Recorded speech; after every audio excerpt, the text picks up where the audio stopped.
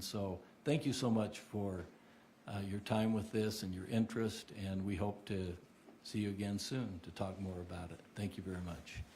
Thank you, Val.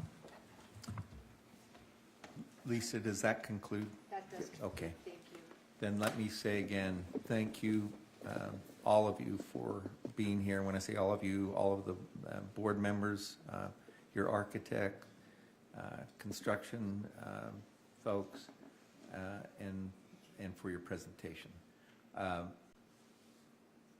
We, as you know, this isn't on the agenda for action, but I think it is the interest of the board that you continue your dialogue with our director, Alan, and he's prepared to do that, and see where we go from here, exchange information, and I think you're going to be back on the agenda for a future meeting, and I can't tell you exactly what date, but I think that's our intention.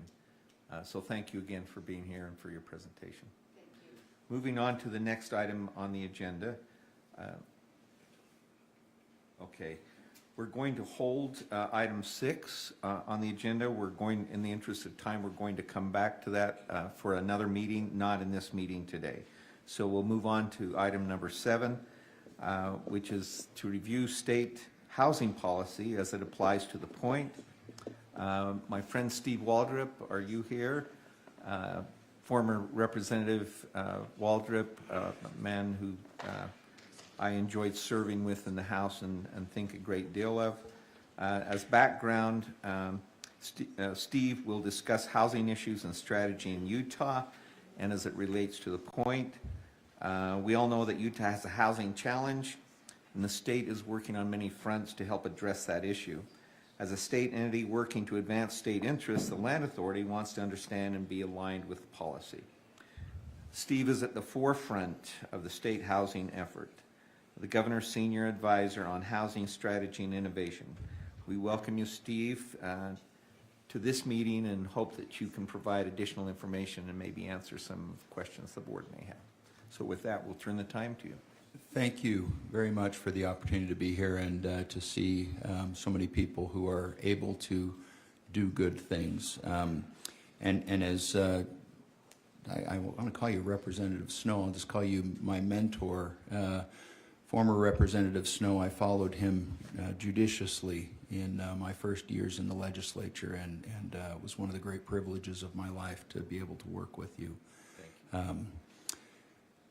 So you've correctly identified that we have an issue in Utah. It's not just a Utah issue, it's a nationwide issue. We have a deficit of millions of homes in the nation. Utah's deficit is roughly 40,000 some odd units, meaning we have 40,000 more households than we have places for households to live. Typically, I'll ask in these settings who has a son, daughter, grandson, granddaughter, niece, nephew, or somebody who is living in somebody's basement that doesn't want to be there. And it's usually about a 60% response now. And it's becoming a significant problem.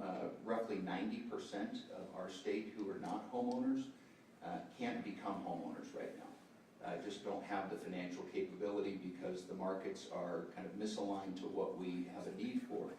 And that comes back to very simple law of supply and demand.